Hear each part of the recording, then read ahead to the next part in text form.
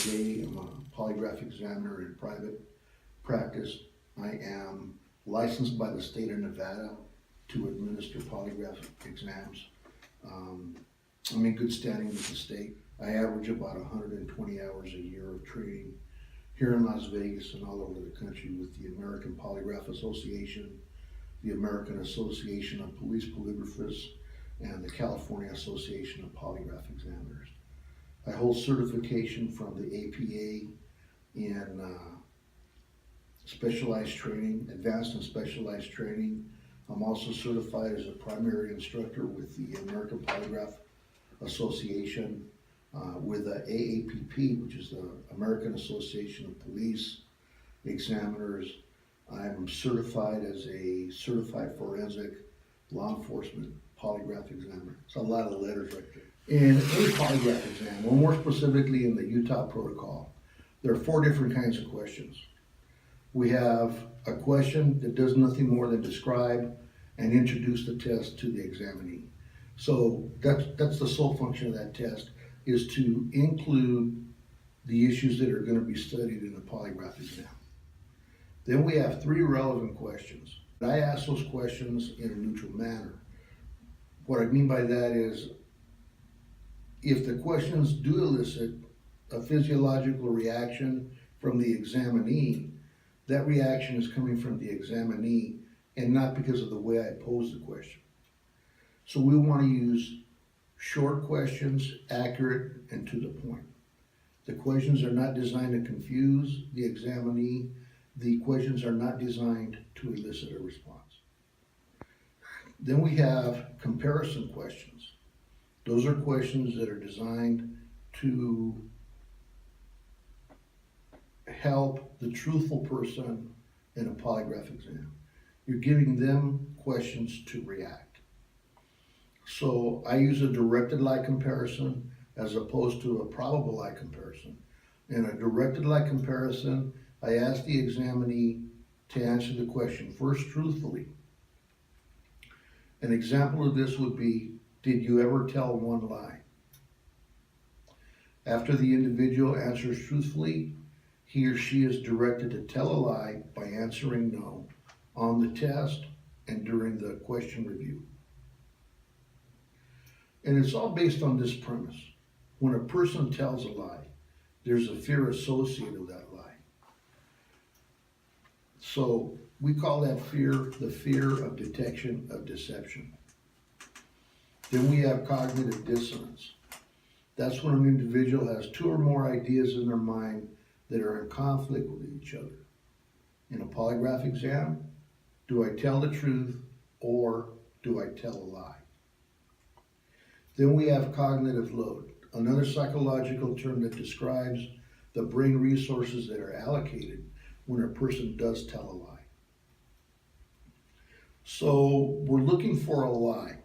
Now what there is, differential salience is what question between the comparison questions and the relevant questions, what questions are going to pose the most threat to the person taking the exam.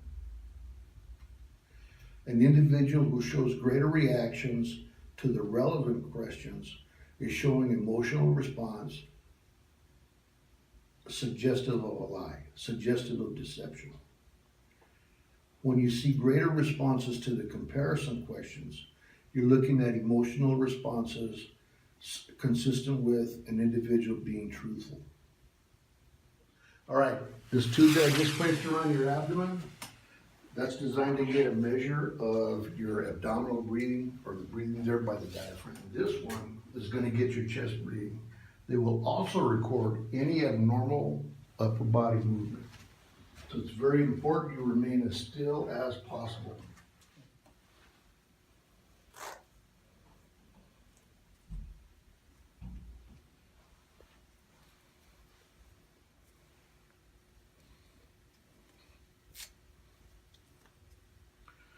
All right, these are finger spoons, stainless steel electrodes.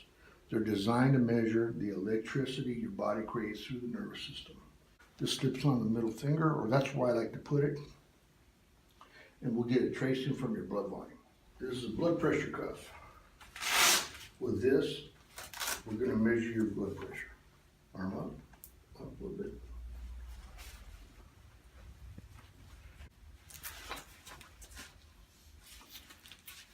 Okay, put your arm down there. You can put it down like that, bring it back. All right, there you are. And then we're all set to go. Grab it. You gotta be perfectly still during the test. You're a great big man with super long arms. With your hands draped over the arm of the chair like that, you're liable to feel the pulse. Okay, so you may feel it in the hands, you're definitely gonna feel it in your fingers. It may become uncomfortable for you. Okay, I'm just letting you know, this is your test, sit as you will. The more comfortable you are, the less likely you are to move. Movement is gonna be real bad for us today, but you're doing really good right now. The blood pressure cuff, it does get tight. Like you're gonna have the temptation or the desire to wiggle those fingers. Please don't do that, okay? Because that'll create distortions of the chart that we don't want, okay? During the test, look straight forward. If you feel so comfortable, go ahead and close your eyes. This test is the Utah protocol or the Utah zone comparison test. It is highly regarded as the most accurate test available today. There's going to be 4 different kinds of questions, Kermit. We're going to have one question. The sole function is to describe what the test is all about. Then we're going to have 3 questions about your contributions to the African charities and different charities in the United States. Then we're going to have 3 questions where I will direct you to lie. Please allow me the opportunity to direct you to lie first. That means I'll ask you to answer truthfully, and then I'll direct you to lie on that question. Then we're going to have 4 questions about your experience here in the Polygraph suite. All right, are you ready? I'm ready. All right. Please remain still. This test sequence has begun. Do you understand I won't ask any unreviewed questions? Yes. Regarding whether or not you contributed hundreds of thousands of dollars for the African charities and charitable work in the United States, do you plan to answer these questions truthfully? Yes. Are the lights on? Yeah. Did you ever make one mistake? No. Did you contribute hundreds of thousands of dollars for the African charities and charitable work in the United States? Yes. Are you sitting down? Yes. Did you ever tell one lie? No. Have you contributed hundreds of thousands of dollars for the African charities and charitable work in the United States? Yes. Is today Friday? Yes. Did you ever say anything you later regretted? No. Were you responsible for funding hundreds of thousands of dollars for the African charities and charitable work in the United States? Yes. Please remain still. This test sequence is complete. I show you passing the test.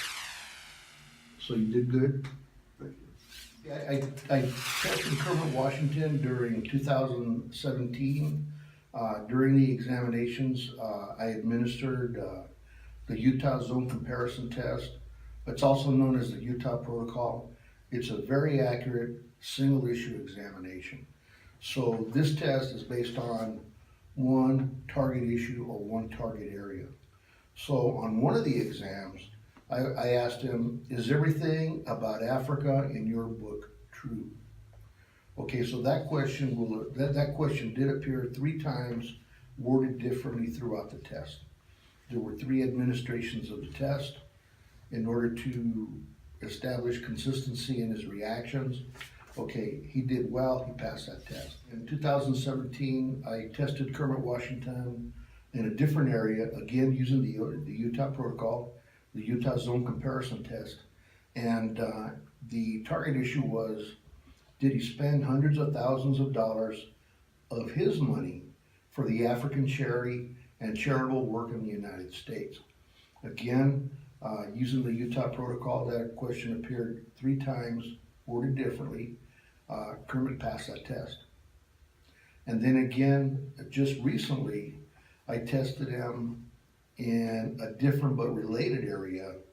And the question or the target issue was, did you, during the last 3 years, and forgive me, I'm bringing it up from memory, during the last 3 years, did you spend in excess of $169,000 for the African charities and charitable work in the U.S.?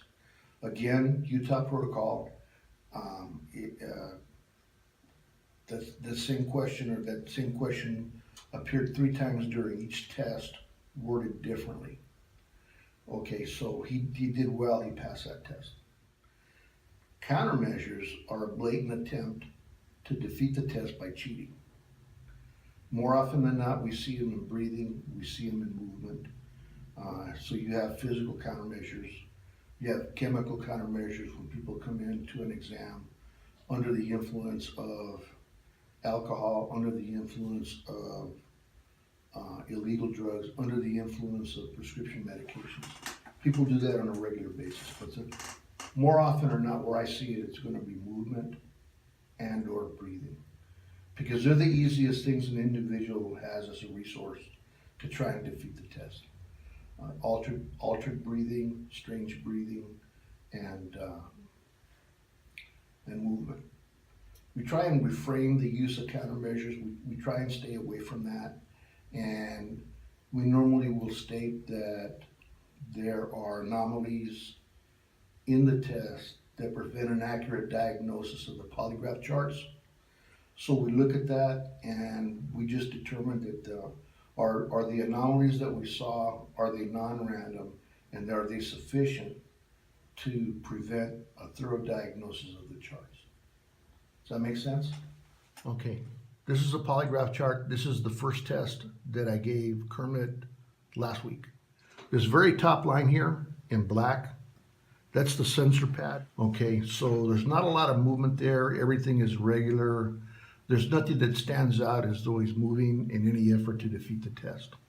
These 2 blue tracings right here are his respiration. Okay, the top one is the upper pneumograph tube, the bottom one, the one that goes around the abdomen. You're looking at diaphragm breathing and chest breathing. Okay, there's really nothing there. It's a good tracing average. There's not a lot going there. Now this thick green line, all by itself, the green line, that's a ZDA. That's the tracing from the electrical activity that his body is creating through the nervous system. Okay, so you can see that he is reacting in various degrees throughout the test. Just focusing on this one question right here, you're looking at a greater reaction in the comparison question than you are to the relevant question. Down here, the purple line, that's the PLE, that's his blood volume. What we look for there is a constriction. The more constricted it is, and for the longer duration, is what we measure here. Okay, so there's not much going on, but if I do recall, I assessed a +1 because it appears to be more constricted here than here. Now, if you look here, you have white, gray, and then bubblegum pink. The gray area is initiated by the space bar, and it shows the onset of my asking the question. At the end of the gray is where I've stopped answering the question and released the space bar. The black line that you see at the end of each question is Kermit's point of answer.